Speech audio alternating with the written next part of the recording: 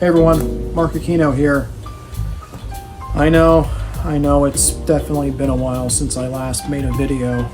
I mean, you'd think, given how much time we all spent in lockdown, that I'd have more than enough free time to make new videos, right? Oh, God. But that doesn't matter. One of the things that I did during lockdown last year was I wanted to build up my Blu-ray collection. I wanted to kind of fill in all the holes of like Blu-rays and movies that I wanted to get for a while now, but I hadn't gotten so far. And my collection has grown pretty large to the point where I think I have cataloged over 300 titles, which I'm sure maybe for some, die-hard Blu-ray collectors are like, lightweight. Ugh.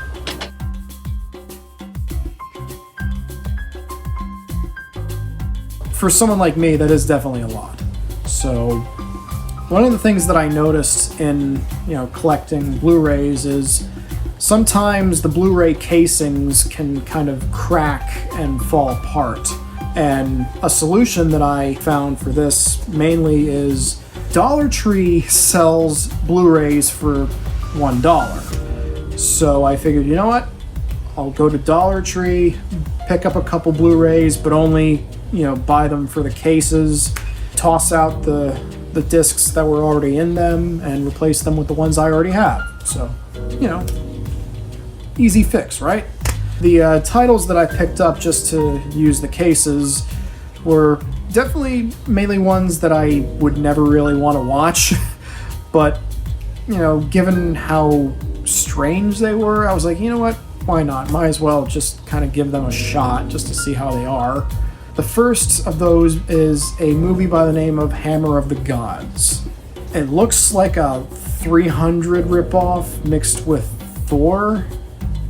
I'm not sure what this is. It looks like the kind of thing that must have premiered on the Sci-Fi Channel. Really not looking forward to it. It's like almost 100 minutes. The second one is a movie called Officer Down. Never heard of this one. I think it's based on a graphic novel. Looking at the credits, I think one of the creators of the graphic novel wrote the screenplay, so hey, it might be true to the source material, who knows? I've never read the graphic novel, so, it could go either way for me. But probably the strangest title that I picked up, and I only picked it up because of how unique the Blu-ray case is. I'm gonna regret this. The Hero of Color City. I know. I only picked it up because I've never seen a yellow Blu-ray case before. So I figured, well, we might as well just get it for that. But the more I looked at this, the more I'm just like, this is a real thing. It has actual, actors in it. It's got Christina Ricci, she's in it. Rosie Perez, Wayne Brady, Jessica Capshaw, who's Steven Spielberg's daughter. Craig Ferguson is in it. I love Craig Ferguson, so maybe Jeff Peterson, his late night sidekick, is in there too. In your pants. I still got it. But I kind of doubt that. Just even reading the description of this movie, I don't know what I'm getting myself into. Each night when Ben falls asleep, which, by the way, who's Ben? You're expecting us to know who Ben is. Whatever. Each night when Ben falls asleep, his crayons enter a magical crayon box that transports them to Color City, a world of dazzling hues and soaring fantasy.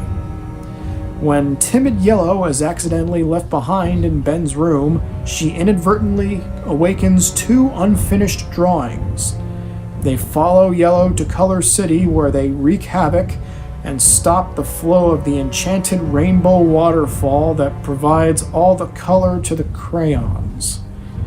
It's up to Yellow and her fellow crayon pals to save the day and bring back the color.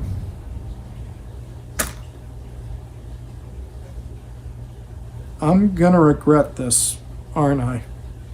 I mean, the bright side is it's only 77 minutes long, although that might be 77 minutes too many. I don't know. If I'm gonna do this, I'm not gonna do it sober, so. Here we go.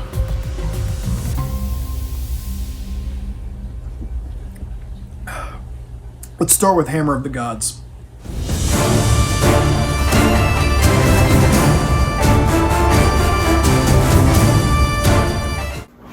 Okay, so as you can tell from the different shirt I'm wearing, I obviously didn't want to do this all in one night, because for one thing, I believe in self-care, and also just, watching 3 movies back to back in the span of one night just really isn't a smart thing for someone like me, because by the time I'd be done, it'd be 4 a.m, and yeah, I don't want to do that. So yeah, I'm kind of going at this at my own pace. Might as well give you my, brief thoughts on Hammer of the Gods. It had pretty looking locations, I guess, where they filmed the movie. It looked kind of nice to, go visit on a vacation, but, pretty looking locations can't save your movie from having a really cruddy script or stale acting or action that seems really badly choreographed or scenes that really don't add anything to the overall story, or really out of nowhere moments of humor that just kind of feel awkwardly forced in. Like, for some reason, the filmmakers thought it'd be really edgy and cool to have the Vikings say fuck every 5 sentences, as if it was meant to be against the grain and cool, when it really just kind of felt like some 15-year-old told them to put that in there because that'd be really fucking awesome, bruh. Like, don't bother with this, okay? I think I gave it on Letterboxd a 1.5 out of 5 stars, which might be a little too generous, but what are you gonna do? By the way, follow me on Letterboxd. I'm at Quiet Time Aquino. I've found that Letterboxd is the best way for me to keep on doing movie reviews without having to hit record on a video camera, so, follow me on that. I think next up is Officer Down. Oh boy. Crime never sleeps, but justice never dies. If you thought Deadpool was sick, you ain't seen nothing yet, says the Los Angeles Daily News. Take a ride along in a hyper-real Los Angeles for the story of a savage LA policeman who is repeatedly resurrected and returned to active duty through dark science technology. When a rookie officer is recruited as backup, he discovers there's much more to the reputed super cop than a mindless law enforcement drone warring against a twisted rogues gallery of over-the-top supervillains. Apparently, Kim Coates is in it. I think he was in Sons of Anarchy. Alison Lohman is in it. She was in Drag Me to Hell, Sam Raimi's Drag Me to Hell, which is a fun fucking movie. Don't watch if you have kittens. But, still, you can never go wrong with Sam Raimi. I wish I could be watching something from Sam Raimi right now, but I guess this'll have to do. Officer Down. Down, down we go.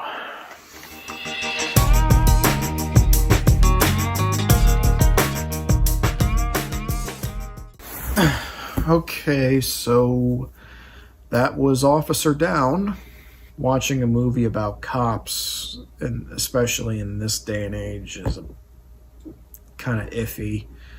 I mean, it was more interesting than Hammer of the Gods was. Obviously, the pull quote at the top of the cover art here says that it was comparing it to Deadpool, but this is more like Suicide Squad than Deadpool. I feel like for a lot of people that would turn them off, and I get that. It felt like if RoboCop Judge Dredd and Suicide Squad all snorted ecstasy together, and this is what the end result would be. Even a little bit of the classic Universal Frankenstein in there too, but with this sort of imagery evoking Frankenstein's monster being brought back to life. Yeah, it's not awful, it just, I don't know, it's the kind of movie that it can be a lot to kind of take in visually, but at the same time, there's really not much else going on in it. I mean, maybe I would have to have read the graphic novel to understand it a bit better, but I guess just as a standalone thing, it didn't really impress me. Kim Coates was such a non-presence in this. Like, even though he's the title character, he doesn't really do a whole lot in the movie, which is weird. The action, I guess, was fine. There's some pretty neat gore effects here and there in the movie, and the rest of the cast just kind of was there. Oh, there was a cameo from Glenn Howerton, Dennis from It's Always Sunny. His scene was probably the best scene in the whole movie. But, spoiler alert, he dies. And once he's gone, the movie kind of loses my interest a bit, so...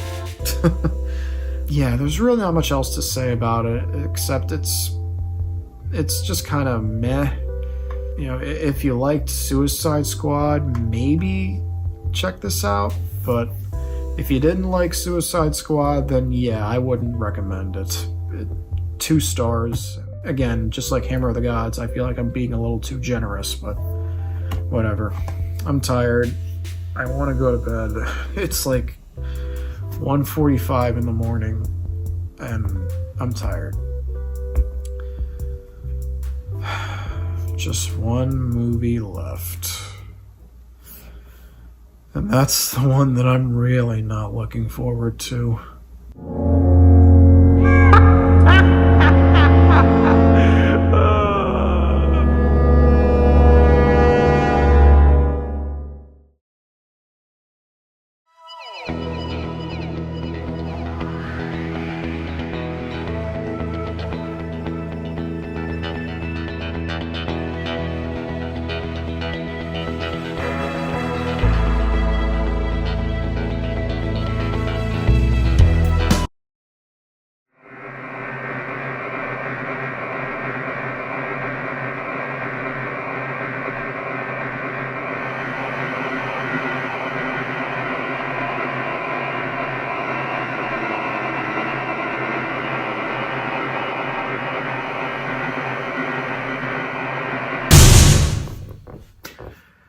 Well, I watched it.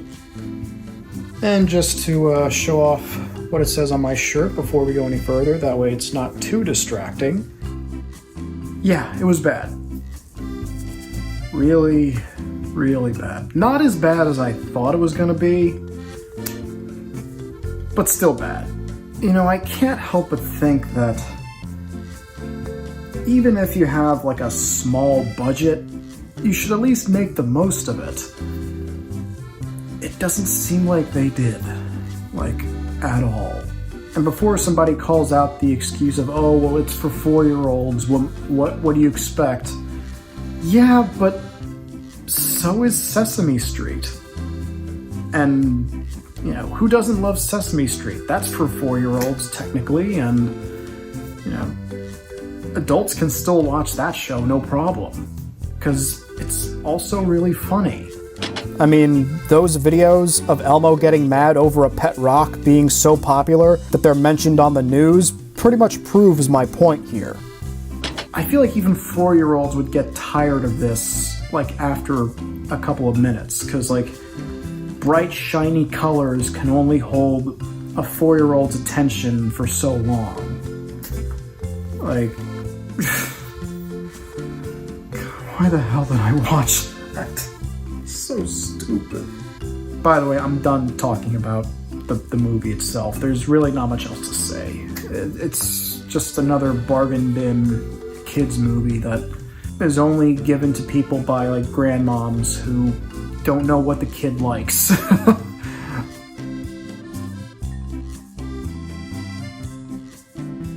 as for what I'm going to do with the yellow Blu-ray case, I had the idea to actually reuse it, but for my copy of the Simpsons movie, because, you know, the Simpsons, yellow, it makes sense, obviously. And as it turns out, I'm actually not the only one who thought of this. I'm part of a Facebook group of people that collect Blu-rays and DVDs, and someone else bought a copy of The Hero of Color City and the yellow Blu-ray case, and they also repurposed that case for their own copy of the Simpsons movie. So, great minds think alike, I guess. I don't know. I mean, this is just, I mean, come on, I had to give you guys something, you know? Like, I haven't posted anything new on this channel in over 2 years, and I'm really sorry about that.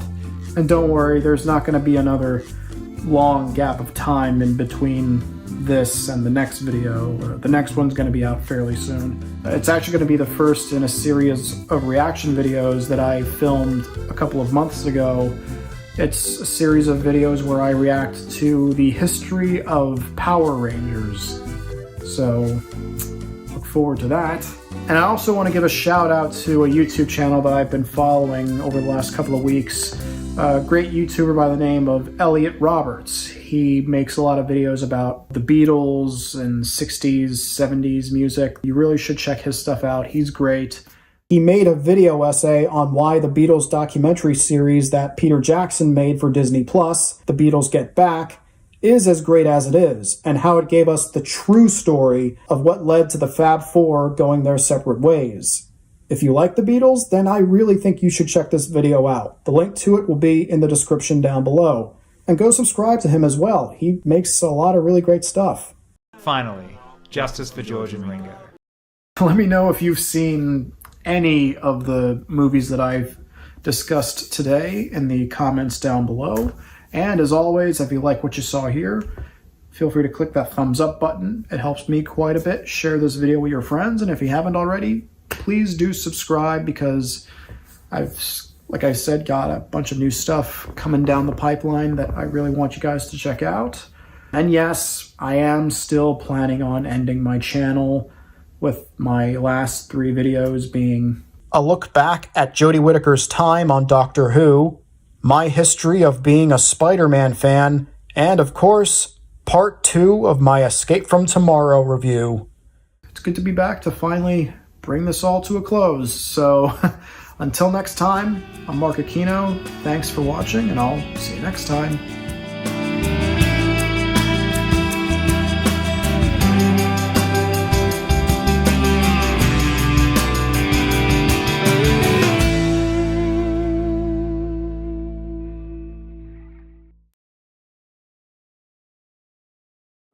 Just go back inside and leave you to talking to the air. Nando!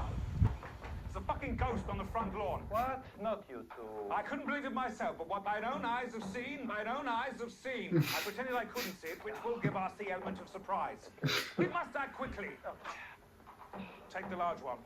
Yes, good idea. Right, where's this fucking ghost? Good stuff. Ah, get ready to swallow my soul!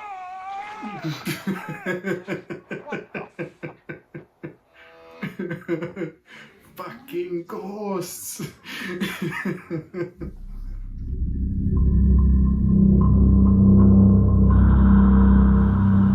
Oh, good, the insurance company's here. Sorry about your car. Whether far or near, insurance co is here. Now I gotta fly, I'm just a jingle guy. Some insurance Is that the guy from Escape from Tomorrow? Nice begonias.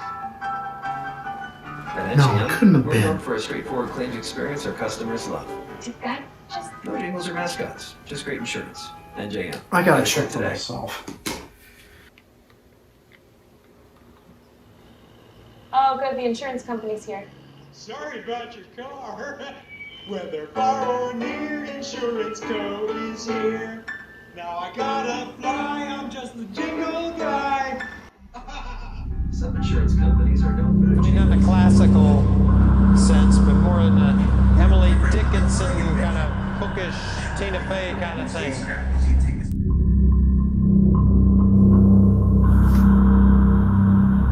was him. Could that have meant... No, of course not. Come on, Mark, let's not get ahead of ourselves here. I mean, come on, that clearly was just a coincidence, right? Okay, so I guess ghosts are real. But I guess they forgot to turn off those lights.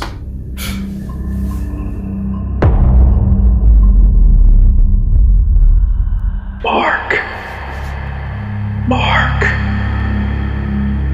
Finish what you started.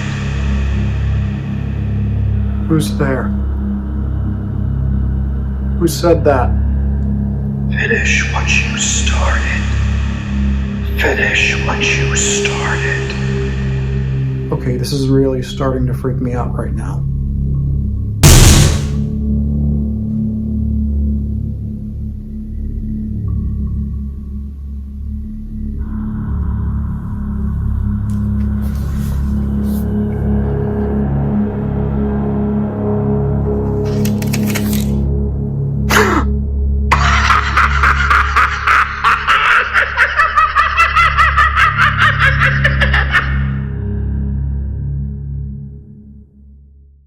Don't forget to click below to subscribe to the official Marc Aquino YouTube channel.